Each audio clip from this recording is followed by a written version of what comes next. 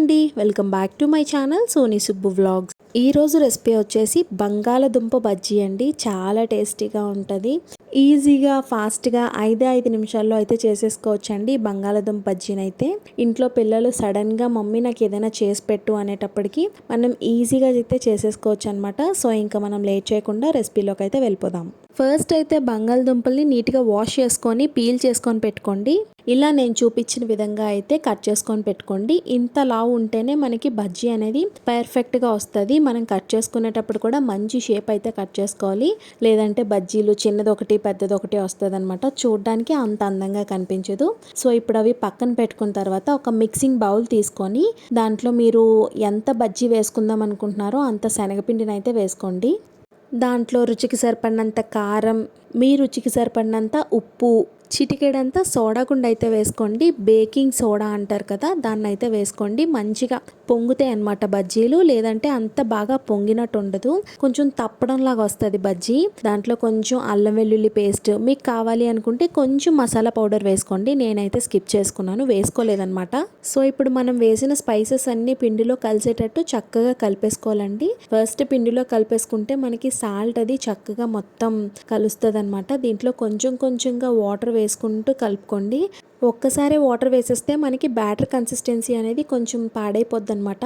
అయితే పల్చగా వచ్చేస్తూ ఉంటుంది మనకి పిండి బ్యాటర్ అనేది. సో కొంచెం కొంచెంగా వాటర్ వేస్తూ కలుపుకుంటూ ఉంటే మనకి లమ్స్ కూడా ఉండదు. పిండి అక్కడక్కడ ముద్దలా ఉండిపోద్ది కదా, అలా కూడా ఉండదు. మనం తక్కువ వాటర్ వేస్తూ కలుపుకోవడం వల్ల. చూసారు కదండి, పిండి అనేది చక్కగా కలిసిపోయింది ఇలా కలుపుకోవడం వల్ల. దీన్ని అయితే మనం కొంచెం కొంచెంగా వాటర్ వేసుకుంటూ మనకి ఎంత థిక్నెస్ కావాలి అంటే మనం బజ్జీలు వేసుకోవడానికి ఎంత థిక్నెస్ కావాలో నేను మీకు తర్వాత చూపిస్తాను లాస్ట్లో. సో అంత థిక్నెస్ వరకు వాటర్ వేసుకుంటూ కొంచెం కొంచెంగా వాటర్ వేసుకుంటూ కలిపేసుకోవాలండి. దీంట్లో మీరు చిన్నది నాలుగు మీద పెట్టుకొని చూస్తే తెలిసిపోతుంది కారము ఉప్పు సరిపోయిందా లేదా అనేది చెక్ చేసుకోండి. సరిపోకపోతే ఇంకొంచెం వేసుకొని బాగా కలిపేసుకోండి కలిసేటట్టు. చూసారు కదండి, బ్యాటర్ ఇంత థిక్నెస్ ఉంటే సరిపోతుంది. మనకి బజ్జీల పిండి అయితే ఇలాగే ఉండాలండి, ఇంతకంటే పల్చన ఉండకూడదు. కొంచెం థిక్గా ఉన్నా పర్వాలేదు, అంటే కొంచెం గట్టిగా ఉన్నా పర్వాలేదు. బజ్జీ అనేది కొంచెం గట్టిగా వస్తుంది అనమాట. కొంచెం మనకి పిండి థిక్గా ఉంటే బజ్జీ అనేది కొంచెం గట్టిగా వస్తుంది. లేదు నేను చూపించిన విధంగా వస్తే మంచి స్మూత్గా వస్తాయి, చక్కగా వస్తాయి బజ్జీలు అయితే. మీరు బయట స్ట్రీట్ ఫుడ్ స్టైల్లో కొనుక్కున్నట్టు వస్తాయి అనమాట. నేను పిండి కలుపుకోవడానికి ముందే ఆయిల్ అయితే హీట్ చేసుకొని పెట్టుకున్నానండి. ఈలోపు మనకి ఆయిల్ కూడా చక్కగా హీట్ అయిపోతుంది కదా, మనకి టైం వేస్ట్ కూడా అవ్వదు, తొందరగా అయిపోతుంది రెసిపీ కూడా. సో ఇప్పుడు మనం పిండి కలుపుకునేసరికి చక్కగా మనకి నూనె అయితే కంప్లీట్గా మరిగిపోయి ఉంది. సో ఇప్పుడు మరిగిన నూనెలో మనం ఏదైతే కట్ చేసుకొని పెట్టుకున్నామో బంగాళదుంపల్ని, ఆ బ్యాటర్ మనం ఏదైతే తయారు చేసుకున్నామో శనగపిండి బ్యాటర్లో ముంచేసుకొని బజ్జీలు వేసుకోవడమే, అంటే డిప్ చేసుకొని బజ్జీలు వేసేసుకోవాలండి బాగా మరుగుతున్న నూనెలోనైతే. ఈ బజ్జీలు వేసేటప్పుడు మనకి కంప్లీట్గా హై ఫ్లేమ్లోనే ఉండాలండి మంట అయితే.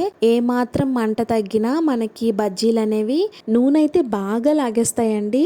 అందుకనే బజ్జీల్ని హై ఫ్లేమ్లో మాత్రమే పెట్టుకొని ఫ్రై చేయండి. మనకి గోల్డెన్ బ్రౌన్ వచ్చేంత వరకు, బుడగ లాగేంత వరకు ఫ్రై చేస్తే సరిపోతుంది బజ్జీల్ని. లోపల కూడా చక్కగా ఫ్రై అయిపోతుంది మొత్తం. చూసారు కదండి, మనకి బంగాళదుంప బజ్జీలు అయితే రెడీ అయిపోయి. మీలో ఎంతమందికి ఇలాంటి బజ్జీలు అంటే ఇష్టమో కమెంట్ బాక్స్లో కమెంట్ చేయండి. పిల్లలకైతే చాలా ఇష్టం అనమాట. ఇంకా వీడియోని చూస్తూ లైక్ చేయకపోతే ప్లీజ్ అండి లైక్ చేయండి, షేర్ చేయండి, సబ్స్క్రైబ్ కూడా చేసుకోండి. ఈ వీడియో మీకు నచ్చినట్టయితే మీ ఫ్రెండ్స్ అండ్ ఫ్యామిలీ మెంబర్స్కి అయితే షేర్ చేయండి.